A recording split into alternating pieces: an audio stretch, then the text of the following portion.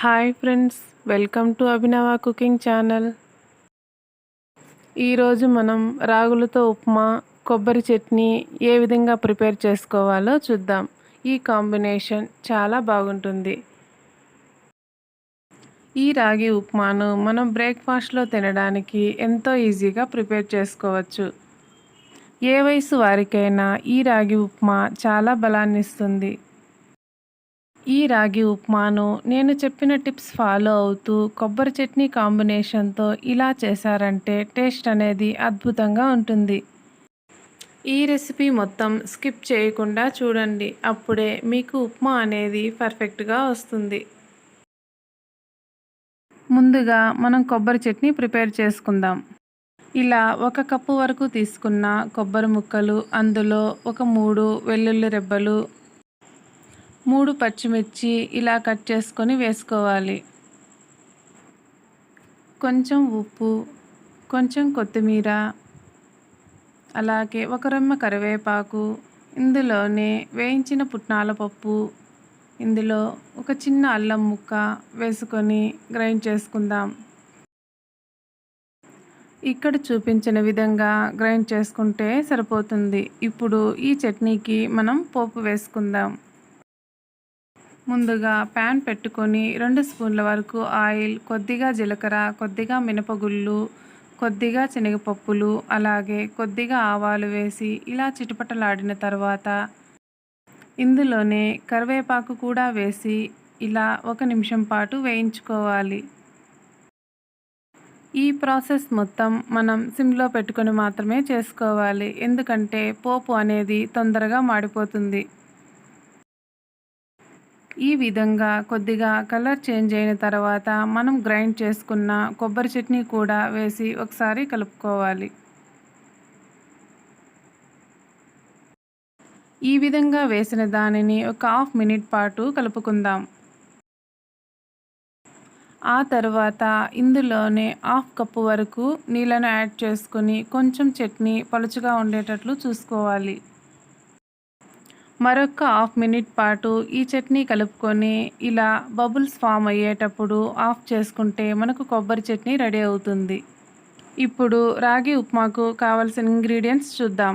2 పచ్చిమిర్చి, 1 టమోటా, కొంచెం కొత్తిమీర, ఇలా సన్నగా కట్ చేసుకున్న ఉల్లిపాయ, ఇలా కట్ చేసుకున్న క్యారెట్. ముందుగా రాగులను తీసుకొని ఈ విధంగా బరకగా గ్రైండ్ చేసుకోవాలి. ఇలా పక్కన పెట్టుకున్న తర్వాత ఒక ప్యాన్ తీసుకొని అందులో 2 స్పూన్ల వరకు ఆయిల్ యాడ్ చేసుకుందాం. ఈ విధంగా ఆయిల్ హీట్ అయిన తర్వాత ఇందులో కొంచెం పచ్చిశనగపప్పు, కొద్దిగా ఆవాలు, అలాగే కొద్దిగా జీలకర్ర కూడా వేసుకోవాలి. ఇలా వేసుకోవడం వలన మనకు ఉప్మా చాలా టేస్టీగా ఉంటుంది. ఇందులోనే ఒక ఎండుమిర్చి, కొంచెం కరివేపాకు కూడా వేసుకోవాలి. ఇలా ఒక 10 సెకండ్ల పాటు వేయించిన తర్వాత ఇందులో పచ్చిమిర్చి, అలాగే ఆనియన్ కూడా యాడ్ చేసుకోవాలి. ఇలా ఆనియన్ను వేసిన తర్వాత 2 నిమిషాల వరకు వేయించుకోవాలి. ఆనియన్ అనేది ఈ విధంగా కొంచెం కలర్ చేంజ్ అయిన తర్వాత ఇందులోనే మనం కట్ చేసి పెట్టుకున్న క్యారెట్, అలాగే టమోటాను కూడా వేసి ఒక 2 నిమిషాల పాటు మగ్గనివ్వాలి. ఇలా పచ్చి వాసన పోయేంత వరకు వేయించుకున్న తర్వాత మనం బరకగా గ్రైండ్ చేసుకున్న రాగిపిండి కూడా వేసుకొని కలుపుకోవాలి. మనకు ఉప్మా అనేది పొడి పొడిగా లేకుండా కొంచెం ముద్దగా ఉండడానికి ఇందులోనే 1 స్పూన్ వరకు గోధుమ రవ్వను యాడ్ చేసుకుందాం. ఇలా తీసుకున్న దానిని పచ్చివాసన పోయేంత వరకు వేయించుకుందాం. మీరు రాగులను ఇలా బరకగా కాకుండా ఫైన్గా కూడా పౌడర్ చేసుకొని చేసుకోవచ్చు. ఫైన్గా పౌడర్ చేసుకోవడం వలన మనకు ఉప్మా అనేది మరీ సాఫ్ట్గా తయారవుతుంది. ఇలా ఉంటే చాలా బాగుంటుంది. మనం తీసుకున్న 1 కప్పు రవ్వకి 3 కప్పుల వరకు నీళ్ళను యాడ్ చేసుకోవాలి. ఈ విధంగా వాటర్ యాడ్ చేసుకున్న తర్వాత ఇందులో సరిపడా ఉప్పు కూడా వేసుకోవాలి. ఇలా ఒకసారి కలుపుకున్న తర్వాత 2 నిమిషాల పాటు మూత పెట్టి ఈ ఉప్మాని ఉడకనివ్వాలి.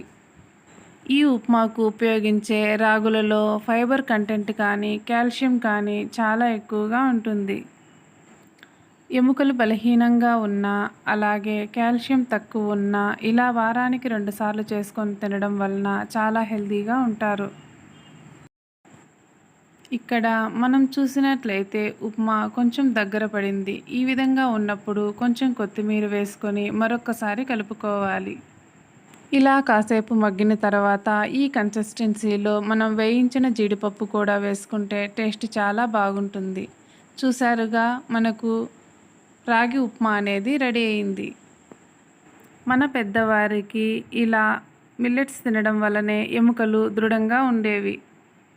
ఈ విధంగా రాగి ఉప్మాలోకి మనకు కొబ్బరి చట్నీ కాంబినేషన్ చాలా బాగుంటుంది. ఇప్పుడున్న పరిస్థితుల్లో ఇలా రాగులను ఉపయోగించి వారానికి ఒక్కసారైనా తినడం వలన ఎముకలు మనకు దృఢంగా ఉంటాయి. ఈ కొబ్బరి చట్నీ కాంబినేషన్తో మీరు కూడా తప్పకుండా ట్రై చేయండి. ఇంత హెల్దీ అయిన టిఫిన్ మనకు కొంచెం తిన్నా కడుపు నిండుగా ఉంటుంది. ఇలా కొబ్బరి చట్నీని కొంచెం లిక్విడ్గా వేసుకొని ఉప్మాలోకి తినడం వలన టేస్ట్ అనేది అద్భుతంగా ఉంటుంది. ఇలా హెల్దీ అయిన టిఫిన్ మీరు కూడా ట్రై చేసి ఎలా ఉందో కామెంట్ చేయండి. ఇలాంటి మరెన్నో రెసిపీస్ మన ఛానల్లో చూడాలనుకుంటున్నారా? అయితే మన ఛానల్ని సబ్స్క్రైబ్ చేసుకోండి, లైక్ చేయండి, షేర్ చేయండి, అలాగే కామెంట్ చేయండి. Thank you for watching.